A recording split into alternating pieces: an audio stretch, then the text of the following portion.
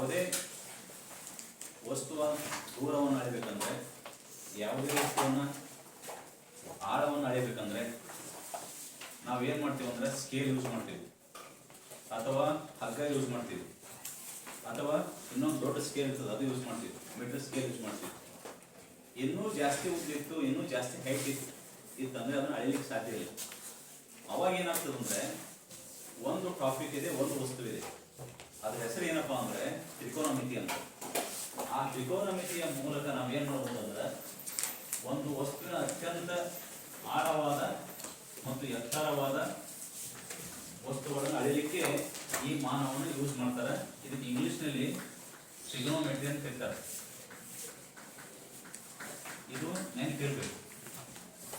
ಇದು ಪರೀಕ್ಷೆಗೆ ಏನಾಗ್ತದೆ ಅಂದ್ರೆ 1 ಮಾರ್ಕ್ಸಿಗೆ 1 ಬರ್ತದೆ ಕಂಪಲ್ಸರಿ, 3 ಮಾರ್ಕ್ಸಿಗೆ 1 ಇರ್ತದೆ. ಈ ರೀತಿ ತ್ರಿಕೋನಮಿತಿ ಇರ್ತದೆ. ಇನ್ನೊಂದು 2 ಮಾರ್ಕ್ಸಿಗೆ 1 ಇರ್ತದೆ. ಟೋಟಲ್ ಇದು ಏನಿರ್ತದಪ್ಪ ಅಂದ್ರೆ 6 ಮಾರ್ಕ್ಸ್ ಇರ್ತದೆ. ಈ 6 ಮಾರ್ಕ್ಸಿಗೆ ಸರಿಯಾಗಿ ಅಭ್ಯಾಸ ಮಾಡೋದಷ್ಟೇ. ಹೇಗೆ 6 ಮಾರ್ಕ್ಸ್ ಬರ್ತಾವ ಅಂದ್ರೆ 1 ಮಾರ್ಕ್ಸ್ ಕಂಪಲ್ಸರಿ ಇದ್ರಾಗ ಬರ್ತದೆ. ಇಂಥ ತ್ರಿಕೋನಮಿತಿ ಅನ್ವಯಗಳು ಸಾಕಷ್ಟಿದಾವ ಜನನಿತ್ಯದಲ್ಲಿ. ಆಗ ನಮ್ಗೆ ಗೊತ್ತಿರೋದಿಲ್ಲ, ಮಾಡ್ತಿರ್ತೀವಿ ಅಷ್ಟೇ. ಏನಪ್ಪಾ ಅಂದ್ರೆ ನಮ್ಮ ಮನೆ ನಾಟಕೋತ್ಸವದಾಗ ಮೇಲಿಂದ ಫೋಟೋ ತೆಗಿತಿತ್ತು ಡ್ರೋನ್ ಕ್ಯಾಮ್ರಾ. ಆ ಡ್ರೋನ್ ಕ್ಯಾಮ್ರಾನು ಕೂಡ ಯಾಕಪ್ಪ ಡ್ರೋನ್ ಕ್ಯಾಮ್ರಾ ಬಿಡ್ತಾರಂದ್ರೆ ಅತ್ಯಂತ ಹೈಟ್ ಹೋಗಿ ನಮ್ಗೆ ಫೋಟೋ ತೆಗಿಲಿಕ್ಕೆ ಆಗಲ್ಲ, ಆಪ್ಷನ್ಸ್ ಇಲ್ಲ. ಆ ದೃಷ್ಟಿಯಿಂದ ಆ ಕ್ಯಾಮ್ರಾವನ್ನ ತ್ರಿಕೋನಮಿತಿ ಅನ್ವಯವಾಗಿ ಟ್ರಿಗೊನೋಮೆಟ್ರಿ ಅನ್ವಯವಾಗಿ ಅದನ್ನು ಬಿಡ್ತಾರೆ. ಇದು ಒಂದು ಆಪ್ಷನ್, ಒಂದು ಅಪ್ಲಿಕೇಶನ್, ಒಂದು ಅನ್ವಯ. ಅದೇ ರೀತಿ ನಿಮ್ಮ ಸೋಷಿಯಲ್ ಸಾಗರಗಳು, ಮಹಾಸಾಗರಗಳನ್ನು ಬರ್ತವೆ. ಅದರಲ್ಲಿ ಒಂದು ಆಳವಾದ ಸಾಗರ ಇದೆ, ಪೆಸಿಫಿಕ್ ಮಹಾಸಾಗರ ಅಂತ. ಆ ಪೆಸಿಫಿಕ್ ಮಹಾಸಾಗರದ ಆಳವನ್ನು ಅಳಿಬೇಕಾದ್ರೆ ಯಾವುದೇ ಸ್ಕೇಲು, ಯಾವುದೇ ಆಯುಧ ಇಲ್ಲ. ಅವ ನಾವು ತ್ರಿಕೋನಮಿತಿಯನ್ನ ಉಪಯೋಗ ಮಾಡಿ ಅದರ ಆಳವನ್ನು ಅಳಿತೀವಿ. ಇನ್ನೊಂದು ಜಪಾನ್ ದೇಶದಲ್ಲಿ ನೈಲ್ ನದಿಯಲ್ಲಿ ತರದದು ಗೊತ್ತಿರಬೇಕು. ಆ ನೈಲ್ ನದಿಯ ಉದ್ದವನ್ನು ಅಳಿಬೇಕಾದ್ರೆ ಯಾರಿಂದನೂ ಸಾಧ್ಯ ಇಲ್ಲ, ಅದು ತ್ರಿಕೋನಮಿತಿಯಿಂದಲೇ ಸಾಧ್ಯ. ಆದ್ದರಿಂದ ಈ ತ್ರಿಕೋನಮಿತಿ ಅತ್ಯಂತ ಉಪಯುಕ್ತವಾಗಿದೆ. ಹಾಗಾದ್ರೆ ಈ ತ್ರಿಕೋನಮಿತಿ ನಮ್ಗೆ ಗೊತ್ತಾಗಬೇಕಂದ್ರೆ ಸ್ಪಷ್ಟವಾಗಿ ನಮಗೆ ಲಂಬಕೋನ ತ್ರಿಭುಜ ಆಗ್ತಿರ್ಬೇಕು. ಇದು ಲಂಬಕೋನ ತ್ರಿಭುಜ ಮೊಟ್ಟ ಮೊದಲಿಗೆ ರೆಡಿ ಮಾಡಿದ್ರು ಪೈಥಾಗೋರಸ್ ಅಂತ. ಅದಕ್ಕೆ ನಾವು ಇದಕ್ಕೆ ಪೈಥಾಗೋರಸ್ ತ್ರಿಭುಜ ಅಂತ ಕರಿತೀವಿ. ಈ ಪೈಥಾಗೋರಸ್ ತ್ರಿಭುಜದಲ್ಲಿ ಒಂದು ಕೋನ 90 ಡಿಗ್ರಿ ಇರ್ತದೆ. ಇನ್ನು ಉಳಿದ ಕೋನಗಳು ಹೇಗಿರ್ತಾವಪ್ಪ ಅಂದ್ರೆ ಲಘು ಕೋನಗಳಾಗಿರ್ತವೆ. ಒಂದು ಲಂಬಕೋನ, 2 ಲಘು ಕೋನಗಳಿರ್ತವೆ. ಲಂಬಕೋನ ಎಲ್ಲಿಯಾದ್ರೂ ಇರ್ಬೋದು. ಯಾಕಂದ್ರೆ ಲಂಬಕೋನ ಇಲ್ಲಿದೆ, ಈ ಲಂಬಕೋನ ಹೀಗಿರ್ಬೋದು, ಲಂಬ ಇಲ್ಲಿರ್ಬೋದು, ಎ ಕೋನದಲ್ಲಿ ಇರಬಹುದು. ಉಳಿದ 2 ಲಘು ಕೋನಗಳು ಇರಬಹುದು. ನೆಕ್ಸ್ಟ್ ಲಂಬಕೋನ ಹೀಗಿರ್ಬೋದು, ಇಲ್ಲಿ ಇರ್ಬೋದು ಲಂಬಕೋನ, ಇದು 2 ಲಘು ಕೋನಗಳು ಇರಬಹುದು. ಹೀಗೆ ಆಪ್ಷನ್ಸ್ ಇದೆ, 3 ಆಪ್ಷನ್ಸ್. ಯಾವಾಗಲೂ ಲಂಬಕೋನ ಇಲ್ಲಿತ್ತಂದ್ರೆ ಲಂಬಕೋನದ ಯಾವಾಗಲೂ ಅಭಿಮುಖ ಬಾಹು ವಿಕರ್ಣ ಆಗಿರ್ತದೆ. ವಿಕರ್ಣವು ಲಂಬಕೋನ ತ್ರಿಭುಜದಲ್ಲಿ ಅತ್ಯಂತ ದೊಡ್ಡ ಬಾಹುವಾಗಿರ್ತದೆ. ಹಾಗಾದ್ರೆ ಎಸಿಗೆ ನಾವು ವಿಕರ್ಣ ಅಂತ ಹೇಳ್ತೀವಿ, ನೆನಪಿಟ್ಕೋಬೇಕು. ನೀವು ಯಾವುದೇ ತ್ರಿಭುಜಗಳ ತೋರಿ ಲಂಬಕೋನ ತ್ರಿಭುಜದಲ್ಲಿ ಲಂಬಕೋನಕ್ಕೆ ಅಭಿಮುಖವಾಗಿರುವ ಬಾಹು ಏನಾಗಿರ್ತದೆ ಅಂದ್ರೆ ವಿಕರ್ಣ. ನೆಕ್ಸ್ಟ್ ಈಗ ನಾವು ಇಲ್ಲಿ ಒಂದು ಲಘು ಕೋನ ತಗೊಂಡೇವಂದ್ರೆ ಅದರ ವಿರುದ್ಧವಾದ ಬಾಹು ಏನಿರ್ತದೆ ಅಭಿಮುಖ ಬಾಹು ಇರ್ತದೆ. ಇದನ್ನ ನೆನಪಿಟ್ಕೋಬೇಕು. ಲಂಬಕೋನದಲ್ಲಿ ಅಭಿಮುಖ ಬಾಹು ವಿಕರ್ಣ ಆದಾಗ ಲಘು ಕೋನದ ಅಭಿಮುಖ ಬಾಹು ಆಗಿರ್ತದೆ. ಇನ್ನೊಂದು ಬಾಹು ಏನಾಗಿರ್ತದೆ ಅಂದ್ರೆ ಪಾರ್ಶ್ವ ಬಾಹು ಇರ್ತದೆ. ಇವು 3 ಇದನ್ನ ನೆನಪಿಟ್ಕೋಬೇಕು. ಅದೇ ರೀತಿ ಈ ಲಂಬಕೋನ ತ್ರಿಭುಜದಲ್ಲಿ ಇಲ್ಲಿ ಲಂಬಕೋನ ಇಲ್ಲದ ಇದರ ವಿರುದ್ಧವಾದಂತದ್ದು ಅಭಿಮುಖವಾಗಿರ್ತದೆ. ಯಾವಾಗಾಗಿರ್ತದೆ ವಿಕರ್ಣ. ನೆಕ್ಸ್ಟ್ ಈಗ ನಾನು ಲಘುಕೋನ ಇಲ್ಲಿ ತಗೊಂಡಿನಿ ಅನ್ಕೋರಿ, ಇದರ ಅಪೋಸಿಟ್ ಬಾಹು ಇದು ಆಗಿರ್ತದೆ, ಇದು ಅಭಿಮುಖ ಬಾಹು ಆಗಿರ್ತದೆ. ಇದು ಏನಾಗಿರ್ತದೆ ಪಾರ್ಶ್ವ ಬಾಹು. ಡಿಫ್ರೆಂಟ್ ಆಸ್ಪೆಕ್ಟ್ ಹೀಗಿದೆ. ಅದೇ ರೀತಿ ಲಂಬಕೋನ ಇಲ್ಲಿದೆ, ಇದಕ್ಕೆ ಅಭಿಮುಖ ಬಾಹು AB ಅದ, ಇದು ವಿಕರ್ಣ ಆಗಿರ್ತದೆ, ನೆನ್ಪಿಟ್ಕೊಳ್ಳಿ. ಹಾಗಾದ್ರೆ ನಾನೇನ್ ಮಾಡ್ತೀನಿ, ಲಘುಕೋನ ಇಲ್ಲಿ ತಗೊಂಡಿನಿ, ಅಭಿಮುಖ ಬಾಹು ಇದು ಆಗಿರ್ತದೆ, ಇನ್ನೊಂದು ಪಾರ್ಶ್ವ ಬಾಹು ಇದು ಆಗಿರ್ತದೆ. ಇವು 3 ಬೇರೆ ಬೇರೆ ಹೇಗೆ ಚೇಂಜ್ ಆಗ್ತಾವ ಅಂತ ನಿಮ್ಗೆ ಗೊತ್ತಿರ್ಬೋದು. ಗೊತ್ತಿದ್ರೆ ಮಾತ್ರ ನಾವೇನ್ ಮಾಡ್ತೀವಪ್ಪ ಅಂದ್ರೆ ಇದು ಸರಿಯಾಗಿ ಅರ್ಥ ಆಗ್ತದೆ. ಹೀಗೆ ತ್ರಿಕೋನಮಿತಿಯಲ್ಲಿ ನಾವೇನ್ ಮಾಡ್ತೀವಪ್ಪ ಅಂದ್ರೆ ಇದನ್ನ ಅರ್ಥ ಮಾಡ್ಕೋತೀವಿ.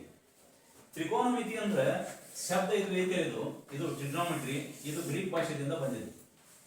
ಈ ಗ್ರೀಕ್ ಭಾಷೆಯಲ್ಲಿ 3 ಶಬ್ದಗಳು ಸೇರಿಯವು. ಏನಪ್ಪಾ ಅಂದ್ರೆ ಇದು ಟ್ರೈ 1, ಗೋನೋ 3, ಮೆಟ್ರಾನ್ 4, 1 2 3 ಈ 3 ಶಬ್ದಗಳು ಸೇರಿ ಟ್ರಿಗೊನೋಮೆಟ್ರಿ ಇದೆ. ಇದರ ಅರ್ಥ ಏನಪ್ಪಾ ಅಂದ್ರೆ 3 ಬಾಹುಗಳನ್ನು ಅಳತೆ ಮಾಡುವಂತ ಸಾಧನ ಅಂತ. ಇದರ ಅರ್ಥ ಮೂರು ಬಾವು ಎದಕ್ಕೆ ಇರ್ತದಂದ್ರೆ ತ್ರಿಭುಜಕ್ಕೆ ಇರ್ತದೆ.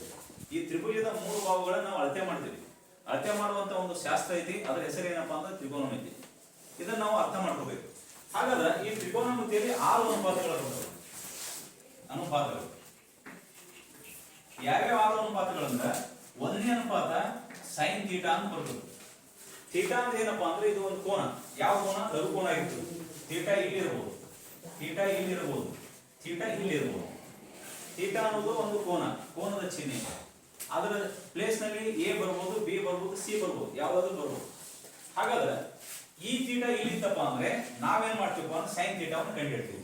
ನೆಕ್ಸ್ಟ್ ಇನ್ನೊಂದು ಅನುಪಾತ ಕಾಸ್ ಥೀಟಾ ಅದ, ಇನ್ನೊಂದು ಟ್ಯಾನ್ ಥೀಟಾ ಅದ, ಇನ್ನೊಂದು ಏನಪ್ಪಾ ಅಂದ್ರೆ ಕಾಟ್ ಥೀಟಾ ಅಂತ ಬರ್ತದೆ, ಇನ್ನೊಂದು ಸೆಕ್ ಥೀಟಾ ಅಂತ ಬರ್ತದೆ, ಇನ್ನೊಂದು ಕೋಶಕ್ ಥೀಟಾ. ಹೀಗೆ ನಾವು ತ್ರಿಕೋನಮಿತಿಯಲ್ಲಿ 6 ಅನುಪಾತಗಳನ್ನು ಮಾಡ್ತೀವಿ. ಈ 6 ಅನುಪಾತಗಳನ್ನು ಸರಿಯಾಗಿ ನೋಡ್ಬೇಕು. ಆಗ ಓದ್ಲಿಕ್ಕೆ ಬರ್ಬೇಕಿದ್ರು ಏನಪ್ಪಾ ಅಂದ್ರೆ sine theta, cos theta, tan theta, cot theta, sec theta, cosec theta ಅಂತ ನೀವು ಓದ್ಬೇಕು.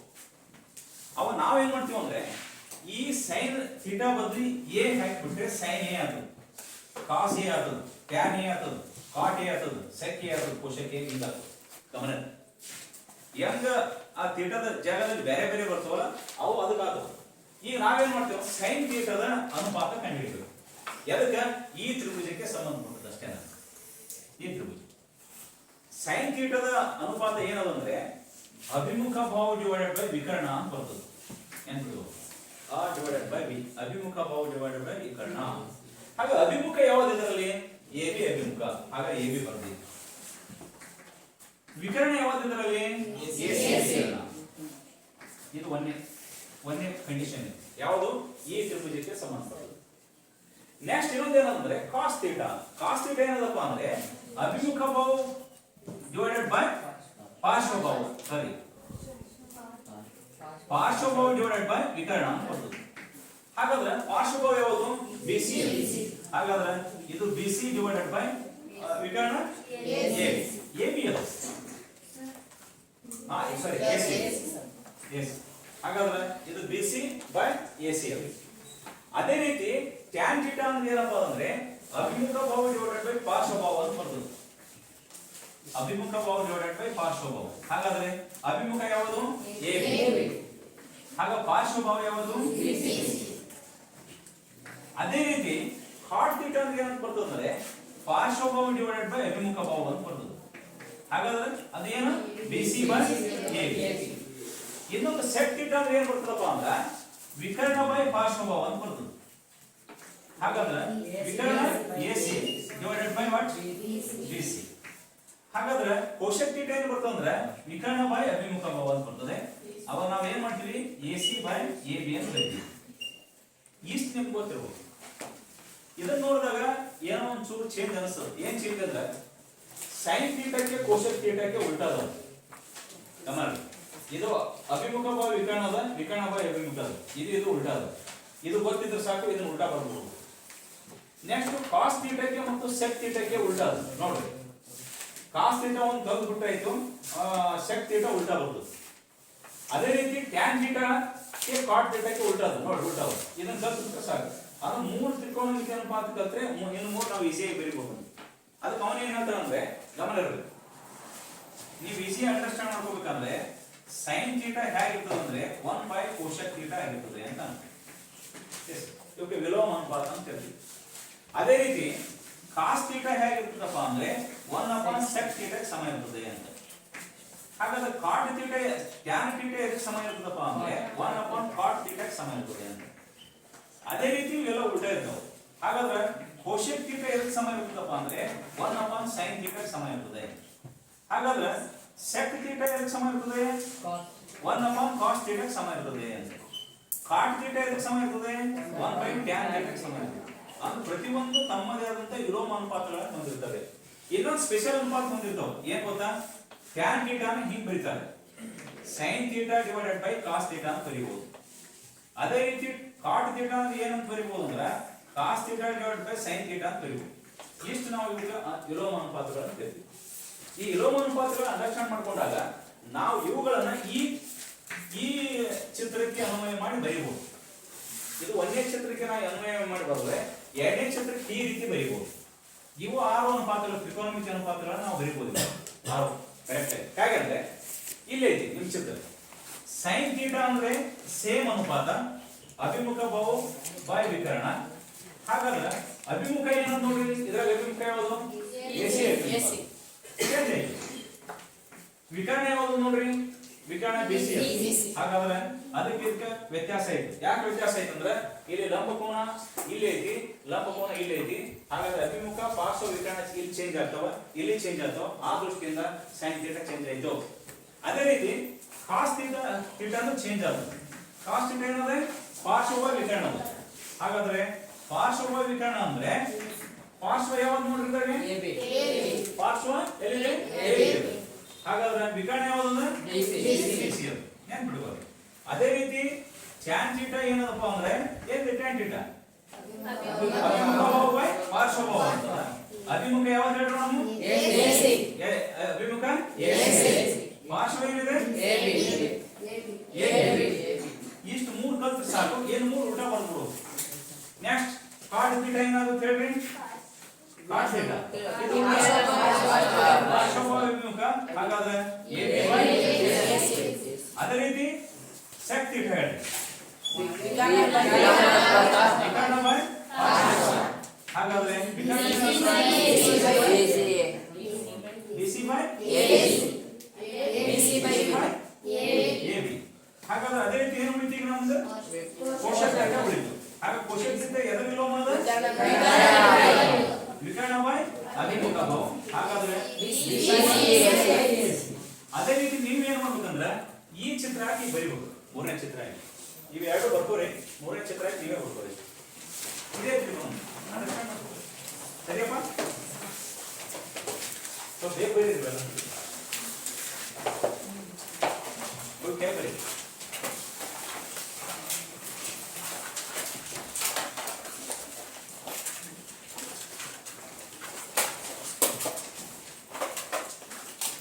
ಸ್ವಲ್ಪ ಐಡಿಯಾ ಕಾಲ ಏನೇ ಬರೀರಿ. ಈ ಬ್ಲೂ ಪ್ರಿಂಟ್ ಇದು ಗೊತ್ತಿರಲಿ, ಅರ್ಥ ಮಾಡ್ಕೊಂಡ್ಬಿಟ್ಟು ಏನು ಮಾಡ್ಬೇಕು ಬಿಡಿಸ್ಬೇಕು. ಸಿಂಪಲ್ ಆಗಿ ಅಳಿಸ್ತೀನಿ. ಇದು ಏನಿದೆ ಇದು 1ನೇ ಚಿತ್ರಕ್ಕೆ ಸಂಬಂಧಪಟ್ಟದ್ದು. ಇದು ಏನಿದೆ 2ನೇ ಚಿತ್ರಕ್ಕೆ ಸಂಬಂಧಪಟ್ಟದ್ದು. ಇದು 3ನೇ ಚಿತ್ರಕ್ಕೆ ಸಂಬಂಧಪಟ್ಟದ್ದು. ನೀವು ಬರೀಬೇಕು ಬೇಗ. ಇದು ವಿಕರ್ಣ ಆಗಿರ್ತದೆ A ಬಾವು. ಇದು ಥೀಟಾ ಆಗಿರ್ತದೆ. ಥೀಟಾ ಬದಲು ಯಾವ್ದಾದ್ರು ಬರ್ಬೋದು. A ಮತ್ತು B C ಯಾವ್ದಾದ್ರು ಆಂಗಲ್ ಬರ್ಬೋದು. ನೋಡೋಣ. ಇದನ್ನ ಸ್ವಲ್ಪ ಅರ್ಥ ಮಾಡ್ಕೊಂಡ್ರೆ ಮುಂದೆ ನಮ್ಗೆ ಏನಾಗ್ತದೆ ಅಂದ್ರೆ ಈಸಿ ಆಗಿಬಿಡ್ತದೆ. ಸಿಂಪಲ್ ಆಗಿ ನೀವು ಚಿತ್ರವನ್ನು ಹಾಕಾಗ ಸ್ಕೇಲ್ ಅದು ಇಟ್ಕೊಂಡು ಟೈಮ್ ವೇಸ್ಟ್ ಮಾಡಬೇಡ್ರಿ. ಬೇಗ ಪೆನ್ ಇಂದ ಹಾಕ್ಬೋದು. ಇವು ರಫ್ ಡಯಾಗ್ರಾಮ್ ಇರ್ತಾವೆ. ಪೆನ್ ಇಂದ ಕ್ಲಿಯರ್ ಆಗಿ ನೀವು ತೊಗೊಂಡ್ಬಿಟ್ಟು ಇದು ತೊಗೊಂಡು ಕ್ವಿಕ್ ಹಾಕೊಂಡ್ಬಿಡ್ಬೋದು. ಎಲ್ಲಿ ನೀವು ಸಿಂಬಲ್ ಅನ್ನು ಗುರುತಿಸಿದ್ರೆ ಅದು ಇಂಪಾರ್ಟೆಂಟ್ ಇರ್ತದೆ. ಆ ಸಿಂಬಲ್ಗಳನ್ನ ಕರೆಕ್ಟ್ ಆಗಿ ಹಾಕೋಬಹುದು. ಇದೇ ತ್ರಿಕೋನಮಿತಿಯ ಅನುಪಾತಗಳು ಇರ್ತಾವೆ. ನೀಟಾಗಿ ಸ್ವಲ್ಪ ನೋಡ್ಬೋದು. ಸಿಂಪಲ್ ಇದು ಬರ್ಕೋಬೇಕಾದ್ರೆ ಒಂದು 2 ನಿಮಿಷ ಬರೀಬಹುದು. 1ನೇ ಚಿತ್ರ ಹಾಕ್ಬೇಕ ಇದನ್ನ ಬರ್ಕೊಂಡ್ಬಿಡ್ಬೇಕು. 2ನೇ ಚಿತ್ರ ಹಾಕ್ಬೇಕ ಇದನ್ನ ಬರ್ಕೋಬೇಕು. 3ನೇ ಚಿತ್ರ ಹಾಕ್ಬೇಕು ಅದನ್ನ ಬರ್ಕೋಬೇಕು. 3ನೇ ಚಿತ್ರದ ಕೆಲಸ. 3ನೇ ಚಿತ್ರ ಹಿಂಗೆ ಹಾಕೊಂಡ್ಬಿಡ್ಬೇಕು ಕ್ಲೀನ್ ಆಗಿ. ಎಷ್ಟು ಹಾಕೋಬೇಕು ಹೀಗಾಗಿ ಲಂಬಕೋನ ಇಲ್ಲಿದೆ, ಇಲ್ಲಿ ಬರ್ಕೋಬೇಕು. ನೆಕ್ಸ್ಟ್ ಲಘುಕೋನ ಇಲ್ಲಿದೆ. ನಂತರ ABC ಹಿಂಗೆ ಬರ್ಕೊಂಡ್ಬಿಡ್ಬೇಕು. ಬರ್ಕೊಂಡು ಏನಾಗುತ್ತೆ AB ವಿಕರ್ಣ ಆಗ್ತದೆ. V ಅಂತ ಬರೋದು ಸಾಕು. ಇನ್ನೊಂದು AC ಇದು BC ಏನಾಗ್ತದ ಅಭಿಮುಖ ಆಗ್ತದ ಬರೋದು ಸಾಕು. AC ಏನಾಗ್ತದ ಪಾರ್ಶ್ವ ಆಗ್ತದ ಅಂತ ಬರೋದು ಸಾಕು. ಐಡಿಯಾ ಬಂದ್ರೆ ಸಾಕಷ್ಟೇ. ಇಷ್ಟೇ ಫುಲ್ ಬರೀಬೇಕಂತ ಏನಿಲ್ಲ. ನೀವು ಸರಳಾಗಿ ನಾವು ಏನ್ ಮಾಡ್ಬೋದು, ಈಸಿಯಾಗಿ ಹೋಗ್ಬೋದು.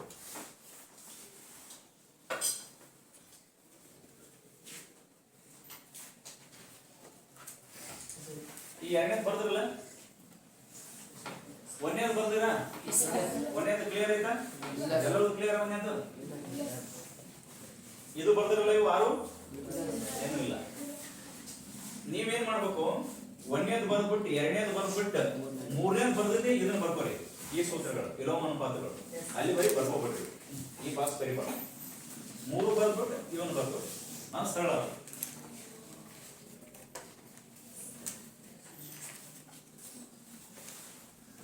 ಚಿತ್ರ ಕರೆಕ್ಟಾಗಿ ಹಾಕೋರಿ, ಆ ಕೋನಗಳ ಚಿಹ್ನೆಗಳನ್ನು ಕರೆಕ್ಟಾಗಿ ಗುರುತಿಸ್ಕೋರಿ, ನಂತರ ಅನುಪಾತಗಳನ್ನು ಬರೀರಿ. ಸರಳ ಆಗ್ತದೆ ಅಷ್ಟೇ, ಮತ್ತೇನಿಲ್ಲ, ತುಂಬ ಸರಳ ಆಗ್ತದೆ, ಏನೂ ಪ್ರಾಬ್ಲಮ್ ಇಲ್ಲ.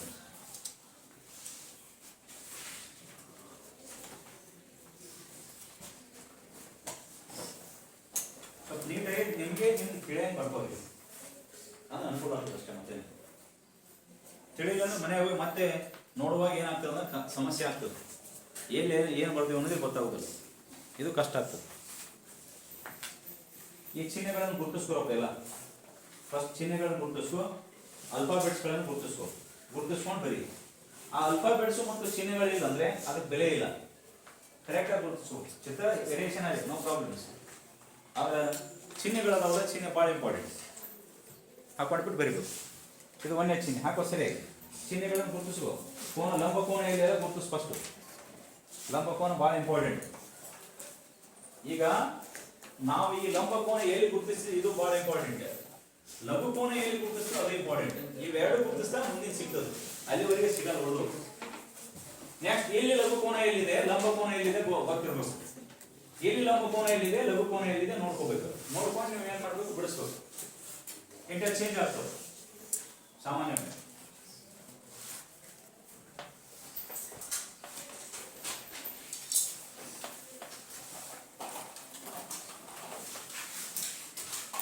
ಒಂದು ಎರಡು ಮುಗಿದಿರ್ಬೋದಲ್ಲ, ಹಿಂದೆ ಇದ್ದಕ್ಕೆಲ್ಲ ಆಗಿದಲ್ಲ.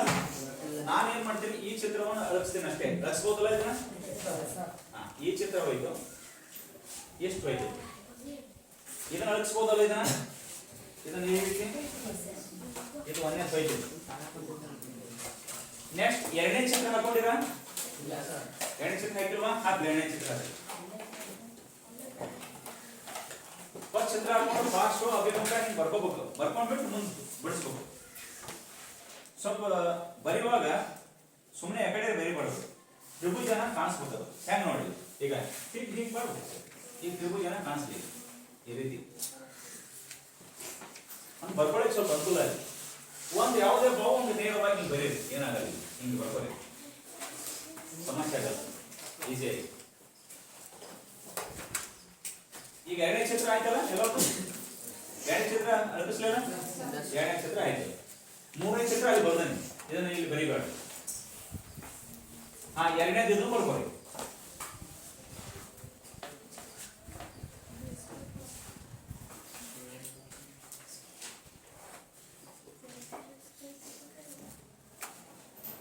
ಸರಿನಾ? ಎರಡನೇ ಯಾಕೆ ಹಾಗಾದ್ರೆ ಮೂರನೇ ನೀವೇ ಬರೀರಿ, ನನಗೆ ಹೇಳ್ರಿ ಸೈನ್ ಥೀಟಾ ಏನಾಗ್ತದೆ ಹೇಳ್ರಿ.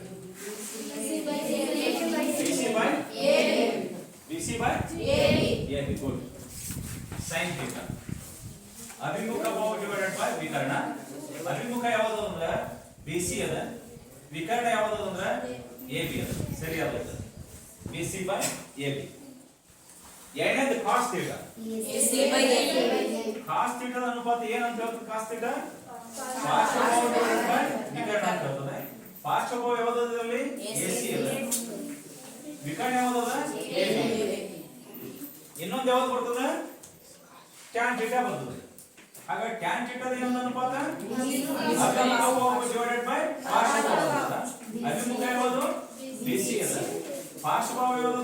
AC ಅದ. ಏನು ಮೂರು ಏನು ಮಾಡ್ರಿ, ಉಲ್ಟಾ ಬರೀರಿ ಅಷ್ಟೇ. cot theta ಉಲ್ಟಾ ಏನಿರ್ತದೆ? cot theta ಉಲ್ಟಾ ಏನು? ಪಾರ್ಶ್ವ ಭಾವ ಬೈ ಅಭಿಮುಖ. ಹಾಗಾದ್ರೆ AC ಬೈ BC. ಹಾಗೆ ಇನ್ನೇನು ಉಲ್ಟಾ ಬರೀರಿ. sec theta ಬರೀರಿ, cosec theta ಬರೀರಿ. sec theta ಎದರ ವಿಲೋಮವಾಗಿರ್ತದೆ? sec theta ಎದರ ವಿಲೋಮವಾಗಿರ್ತದೆ? cos theta ವಿಲೋಮವಾಗಿರ್ತದೆ.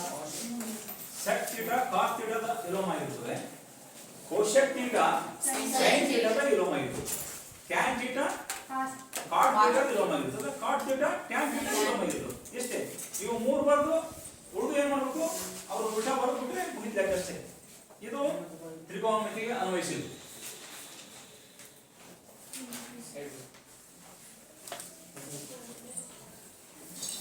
ಆಮೇಲೆ ಇವು ಬರ್ತಾರೆ. ಇವು ಹೆಸರೇನು ಗೊತ್ತಾ? ತ್ರಿಕೋನ ಮಿತಿಯ ವಿಲೋಮ ಅನುಪಾತಗಳು ಹೆಡ್ಡಿಂಗ್ ಹಾಕೊಂಡು ಬರ್ಕೊಳ್ಳಿ. ಈಗ ಒಂದೇದು sin theta is equals 1 divided by cosec theta ಅಂತ ಬರೀರಿ. cos theta equals 1 upon sec theta ಅಂತ ಬರೀರಿ. tan theta equals 1 upon cot theta ಅಂತ ಬರೀರಿ. cosec theta equals 1 upon sin theta ಅಂತ ಬರೀರಿ. sec theta equals 1 upon cos theta ಅಂತ ಬರೀರಿ. cot theta equals 1 upon tan theta ಅಂತ ಬರೀರಿ. tan theta is equals sin theta by cos theta ಅಂತ ಬರೀರಿ. cot theta ಅಂದ್ರೆ cos by sin ಅಂತ ಬರೀರಿ. ಇವು ವಿಲೋಮ ಅನುಪಾತ ಅಂತ ಇದು ಸ್ವಲ್ಪ ಗೊತ್ತಾಗ್ತವೆ ಆಮೇಲೆ. ಮತ್ತೆ ಇದು ಮುಗಿತಲ್ಲ, ಅಲ್ಸ್ಬೋದ ಎಣ್ಣೆದು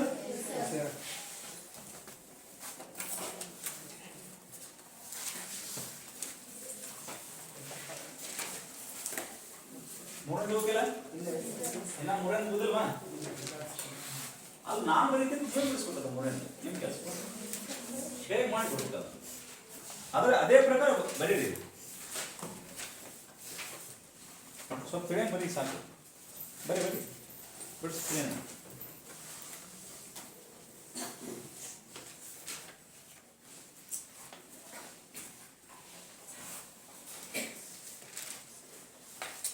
ತ್ರಿಕೋನ ಮಿತಿ ಹೇಗಾಗ್ತದೆ?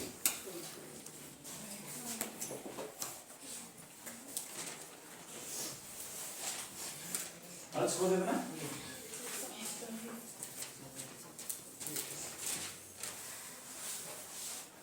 ಈಗ ಇದು ಆದ ತಕ್ಷಣ ನಾವ್ ಏನ್ ಮಾಡ್ತೀವಿ ಅಂದ್ರೆ ಲಂಬಕೋನ ತ್ರಿಭುಜದ ಬಗ್ಗೆ ಸ್ವಲ್ಪ ಐಡಿಯಾ ತಗೋತೀವಿ. ಏನ್ ಐಡಿಯಾ ಗೊತ್ತಾ? ಈ ಲಂಬಕೋನ ತ್ರಿಭುಜದಲ್ಲಿ ಒಂದು ಕೋನ 90 ಡಿಗ್ರಿ ಇತ್ತಂದ್ರೆ ಬಿ ಕೋನ 90 ಡಿಗ್ರಿ ಇರುತ್ತೆ. ಉಳಿದ ಎರಡು ಕೋನ ಲಘು ಕೋನಗಳಿರ್ತವೆ. ಹಾಗಾದ್ರೆ ಗಮನ ಇರಲಿ, ನಮ್ಮ 90 ಡಿಗ್ರಿ ಚಿಹ್ನೆ ಬಂತಂದ್ರೆ ಅದರ ವಿರುದ್ಧವಾದ ಭಾವ ಯಾವ್ದಿರ್ತದೆ? ವಿಕರ್ಣ ಆಗಿರ್ತದೆ ಸಾಮಾನ್ಯವಾಗಿ. ಈಗ ನಮಗೆ ಎ ಬಿ ಭಾವ 3 ಸೆಂಟಿಮೀಟರ್ ಕೊಟ್ಟಂದ್ರೆ ಬಿ ಸಿ ಭಾವ 4 ಸೆಂಟಿಮೀಟರ್ ಕೊಟ್ಟರೆ ಎ ಸಿ ಭಾವ ಎಷ್ಟಾಗ್ತದೆ ಕಂಡುಹಿಡ್ಕೋಬೇಕು. ಇದು ನೆನಪಿರ್ಬೇಕು. ಅವನು 3 ಭಾವ ಅನೇಕ ಕೊಟ್ಟಿದ್ದಾನೆ, ಇಲ್ಲ 2 ಕೊಟ್ಟು ಒಂದು ಕಂಡಿದೆ ಅಂತ.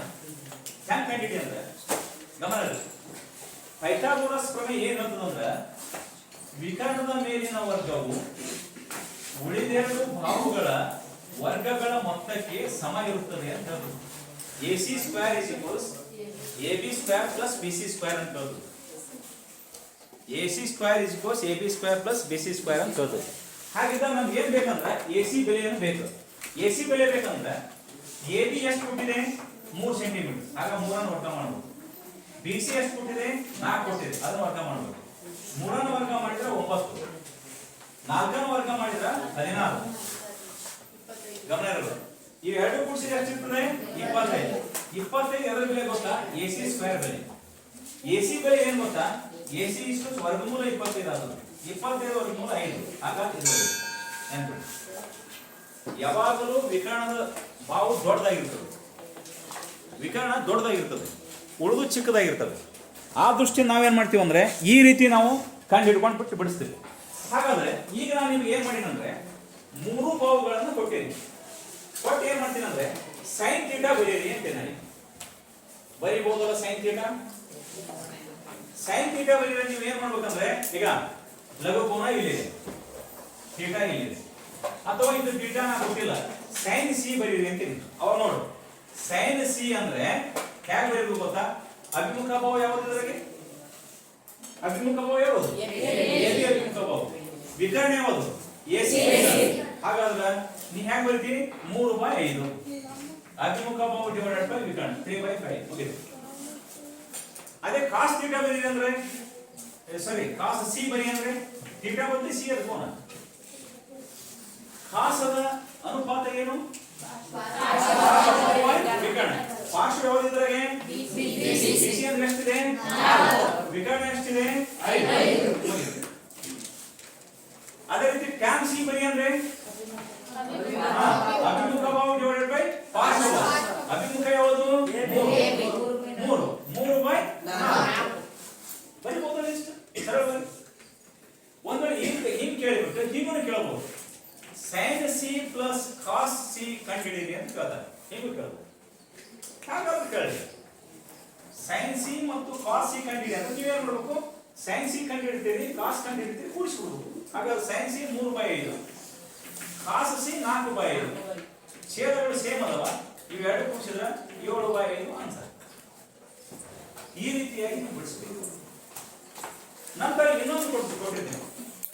ಹೇಗಪ್ಪ ತ್ರಿಭುಜ ಅವನೇ ಕೊಟ್ಟಾನೆ, ಲಂಬಕೋನ ಇಲ್ಲಿ ಹೇಗೆ, ಇದಕ್ಕೆ ಎ ಅಂತಾನೆ, ಇದಕ್ಕೆ ಬಿ ಅಂತಾನೆ, ಇದಕ್ಕೆ ಸಿ ಅಂತಾನೆ. ಲಂಬಕೋನದ ಅಭಿಮುಖ ಭಾವ ಯಾವ್ದು ಇರ್ತದೆ? ವಿಕರ್ಣ ಇರ್ತದೆ. ಇದು 13 ಸೆಂಟಿಮೀಟರ್ ಕೊಟ್ಟಿದೆ, ಇದು 12 ಕೊಟ್ಟಿದೆ, ಇದು 5 ಕೊಟ್ಟಿದೆ. sin a ಬರೀರಿ. ಯಾರು ಹೇಳ್ತಾರೆ sin a? ನೋಡೋಣ. sin a ಹೇಳಿ. ಕೋನ ಬಿ ಸಾರಿ ಇದು ಲಂಬಕೋನ ಐತೆ. sin b ಬರೀ. b ಅಂದ ತಕ್ಷಣ ನೀ ಇಲ್ಲಿಗೆ ಬರ್ಬೇಕು. ನಾವು ಮಾರ್ಕ್ ಮಾಡಲ್ಲ ಒಮ್ಮೆ. ಇಲ್ಲಿ ನಾ ಸಿ ಹೇಳಿದೀನಿ, ಮಾರ್ಕ್ ಮಾಡಿ, ಒಮ್ಮೆ ಮಾರ್ಕ್ ಮಾಡಲ್ಲ. ಮಾರ್ಕ್ ಮಾಡಿಲ್ಲ ಅಂದ್ರೆ ಓ ಬಿ ಅಂತ ಇದು ಬಿ ಅಂತ ಹಿಂಗೆ ತಗೊಂಡ್ಬಿಡೋದು. sin b ಯಾರು ಹೇಳ್ತೀವಿ? ಫಸ್ಟ್ ನೀವು ಏನ್ ಮಾಡ್ರಿ, ವಿಕರ್ಣ ಯಾವುದು ಇದರಲ್ಲಿ? ವಿಕರ್ಣ BC. ಅಭಿಮುಖ ಯಾವುದು? ಇದು ಅಭಿಮುಖ AC. ಇನ್ನೊಂದು ಪಾರ್ಶ್ವ. ಬರೀರಿ. ಅಭಿಮುಖ ಭಾವ ವಿಕರ್ಣ. ಅಭಿಮುಖ ಯಾವುದು? AC. BC. ಕರೆಕ್ಟ್? 5/5. ಹೌದಲ್ಲ? ನೆಕ್ಸ್ಟ್ cos b ಬರೀರಿ.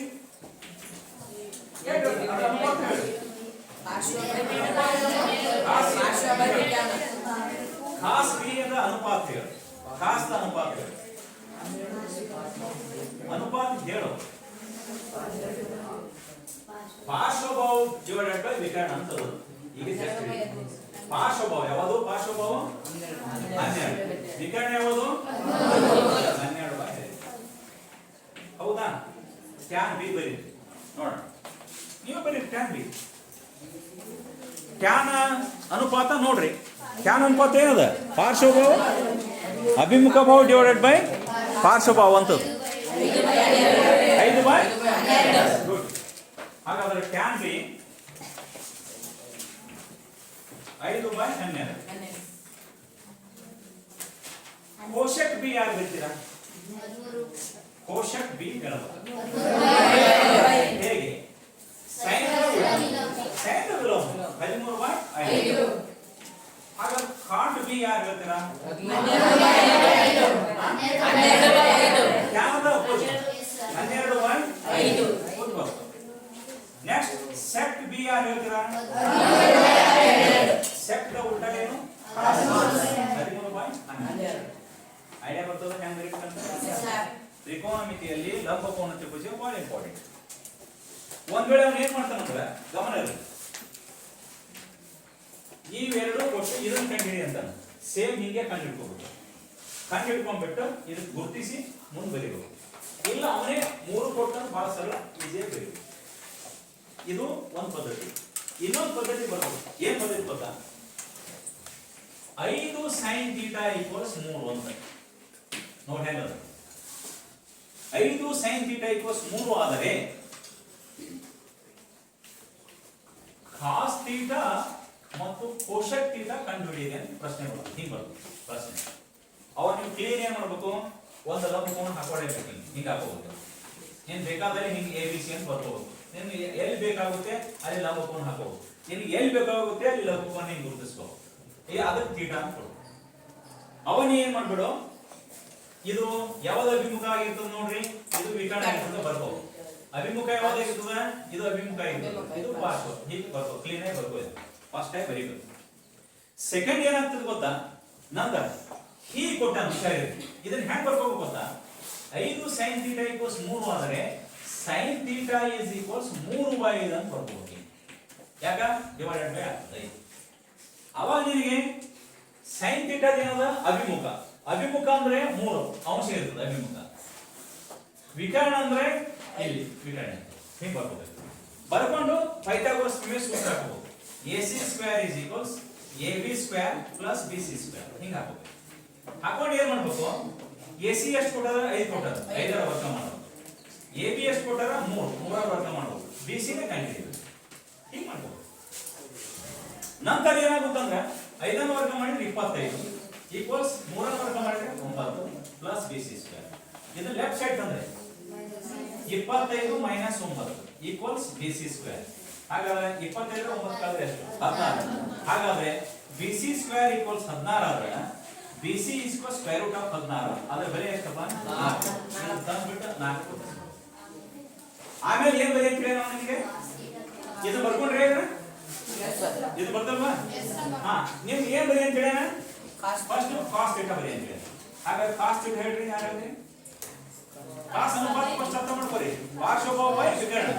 ಪಾರ್ಶ್ವಭಾವ 4 ವಿಕರ್ಣ 5 4 ಬೈ 5. ಇನ್ನೊಂದೇನು ಹೇಳಿದ್ರೆ ಕೋಶಕ್ ಥೀಟಾ ಇದೆ ಕರೆಕ್ಟಾ? ಕೋಶಕ್ ವಿಕರ್ಣ ಬೈ ಸೈನ್ ಥೀಟಾ ಉಲ್ಟಾ ವಿಕರ್ಣ ಬೈ ಮುಗಿತು.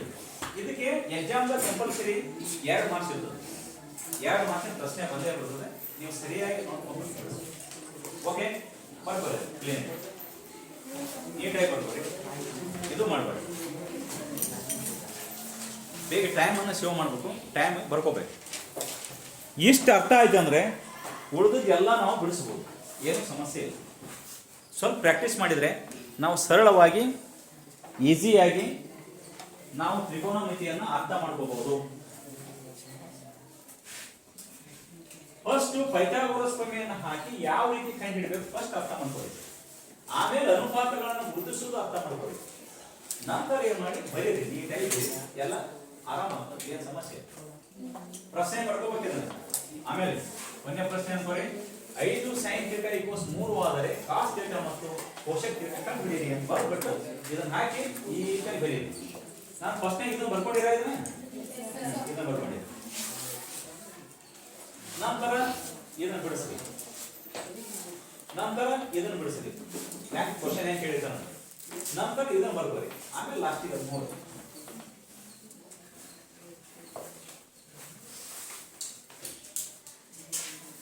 ಇದು ಸರಳ ಇದೆ. ನೀಟಾಗಿ ಬರ್ಕೋಬಹುದು. ಮತ್ತು ಲಂಬಕೋನ ಲಘುಕೋನ ಗೊತ್ತು ಮಾಡ್ಕೋರಿ. ಲಂಬಕೋನ ಹೆಂಗಿರ್ತದೆ ಲಘುಕೋನ ಹೆಂಗಿರ್ತದೆ ಎರಡು ಸೇಮ್ ಗುರುತಿಸ್ಕೊಂಡು ಕನ್ಫ್ಯೂಸ್ ಮಾಡ್ಕೋತ ಕೊಡ್ಬೇಡ್ರಿ. ಆಮೇಲೆ ಲೆಕ್ಕ ಬಿಡಿಸೋದು ಇದು ಸ್ವಲ್ಪ ಕಷ್ಟ ಆಗ್ತದೆ. ಆದ್ರಿಂದ ನೀಟಾಗಿ ನೀವು ಏನು ಮಾಡ್ಬೇಕಂದ್ರೆ ಮಾಡಬೇಕು. ಇದು ಸರಳಾಗಿ ಮಾಡಬೇಕು.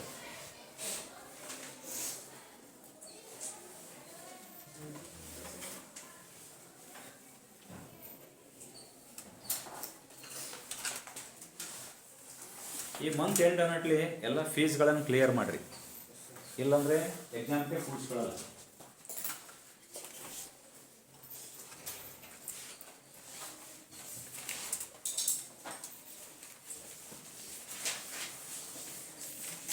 ಇವನು ಸ್ಪಷ್ಟವಾಗಿ ಅರ್ಥ ಆಲಿದ್ದು.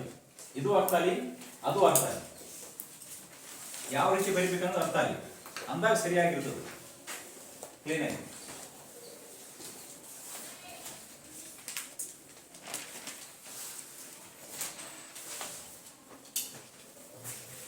ಹೀಗೆ ಈಸಿಯಾಗಿ ನಾವು ಮಾಡಿದ್ರೆ ಈಸಿಯಾಗಿ ನಾವು ಏನು ಮಾಡ್ಬೋದು ಅಂದರೆ ಬಿಡಿಸ್ಬೋದು.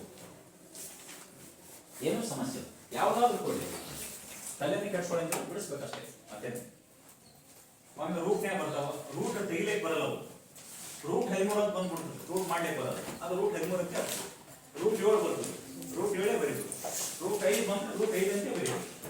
ಸರಳ ವಿಧಾನದಿಂದ ಬಿಡಿಸಿ ಲೆಕ್ಕಗಳನ್ನು ಬಿಡಿಸ್ಬೇಕು ಅಷ್ಟೇ.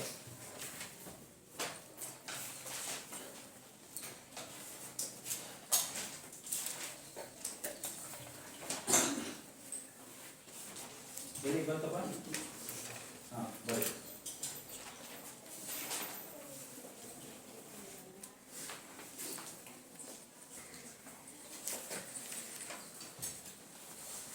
ನೀಟಾಗಿ ತಿಳಿಯಂಗೆ ಬರ್ಕೊಡಿ. ಕಾಟ್ ಸ್ಪೆಲ್ಲಿಂಗ್ ಏನು ಬರೀರಿ. Cot beta, cosec b, sec b, tan b, cos b, sine b. ಇನ್ನೂ ಕೆಲವೊಂದು ಬರ್ತಾವೆ ಅಲ್ಫಾ ಬೀಟಾ ಅಂತ ಬರ್ತಾವೆ. ಅಲ್ಫಾ ಬೀಟಾ ಗಾಮಾ ಅಂತ ಬರ್ತವೆ. ಹಾಗೂ ನಾವು ಬರಿಬೋದು. ಯಾವುದಿರ್ತೋ ಆ ರೀತಿ ನಾವೇನು ಮಾಡ್ತೀವಿ ಅಂದರೆ ನೀಟಾಗಿ ನಾವು ಬಿಡಿಸ್ತೀವಿ ಅಷ್ಟೇ. ಸಿಂಪಲ್ ಹೇಳ್ತಾನೆ.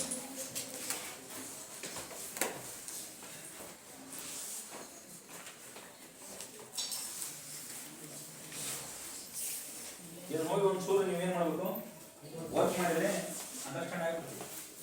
ಈಗ ಹೆಚ್ಚು ಕಮ್ಮಿ ಒಂದು ಅರ್ಧ ಮರ್ಧ ಅಂಡರ್ಸ್ಟ್ಯಾಂಡ್ ಆಗಿರುತ್ತೆ. ಇನ್ನೊಂದು ಚೂರು ನೀವು ಮನೆಗೆ ಹೋಗಿ ವರ್ಕ್ ಮಾಡಿಬಿಟ್ರೆ ನಿಮಗೆ ಸರಳವಾಗಿ ಇದನ್ನು ನಾವು ಬಿಡಿಸ್ಬೋದು. ಏನು ಸಮಸ್ಯೆ ಇಲ್ಲ. ಇಲ್ಲಿವರೆಗೆ ಹೇಳಿದ್ನಲ್ಲ ಇದ್ರಾಗ 2 ಮಾರ್ಕ್ಸ್ ಇರ್ತದೆ. 2 ಮಾರ್ಕ್ಸ್ ಸರಳವಾಗಿ ತಗೋಬಹುದು. ಹೀಗೆ ಕೊಡ್ತಾನೆ sin θ = 3/5 ಆದರೆ cos θ ಮತ್ತು tan θ ಬರೀರಿ.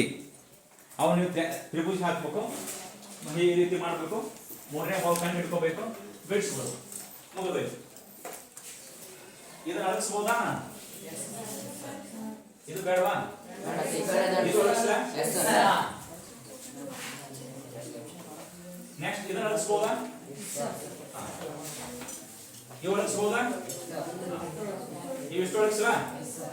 ಅದೊಂದು ಬಿಟ್ಟು ಕೆಲವೊಮ್ಮೆ ಕನ್ಫ್ಯೂಸ್ ಮಾಡ್ಲಿಕ್ಕೆ ಏನ್ ಕೇಳ್ತಾನಂದ್ರೆ ಹೀಗೆ ಕೇಳ್ಬೋದು.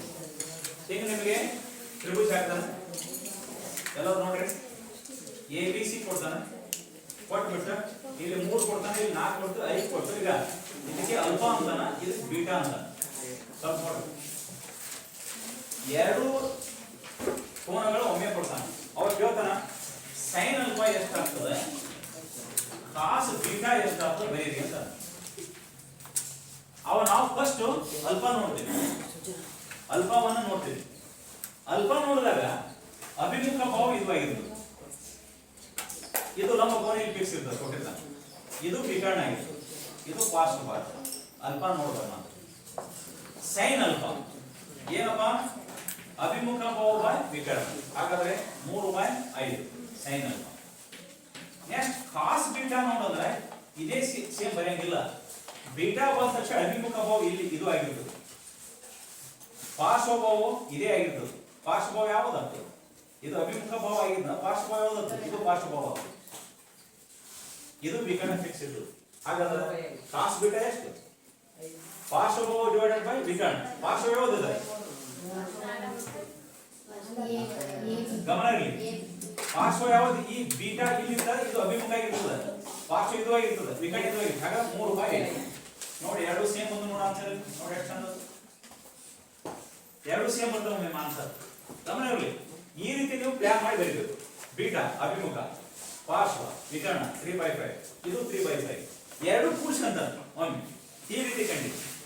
Sign alpha plus cos beta equals ಏನ್ ಮಾಡಂತಾನೆ? 3/5 ಪ್ಲಸ್ 3/5. ಎಷ್ಟು ಆನ್ಸರ್? ಯಾರು ಹೇಳ್ಬೋದು? 6/5. ಛೇದಗಳು ಸೇಮ್ ಇದ್ದಾಗ ಅಂಶಗಳನ್ನು ಕೂಡಿಸ್ತೇನೆ. ಈ ರೀತಿ ಮಾಡೋದ್ರಿಂದ ಸರಳವಾದಂತ ಲೆಕ್ಕ ಬರ್ತವೆ, ರೈಟ್? ಹಾಗಾದ್ರೆ ಇದು ಎದಕ್ಕೆ ಸಂಬಂಧಪಟ್ಟಿದೆ ಅಂದ್ರೆ ಫಸ್ಟ್ ಅಭ್ಯಾಸ 5 ಅಭ್ಯಾಸ 8.1 ಇದೆ. ಆ 8.1 ಇರುವಂತ ಎಲ್ಲಾ ಲೆಕ್ಕಗಳನ್ನ ಬಿಡಿಸ್ಕೊಂಬರಿ. ನಾಳೆ ಮತ್ತೆ ಮುಂದಿನ ಟಾಪಿಕ್ ಅನ್ನು ಹೇಳ್ತೇನೆ, ಸ್ವಲ್ಪ ಅಭ್ಯಾಸ ಮಾಡಿ ತಿಳಿದು. Okay, yes, thank you.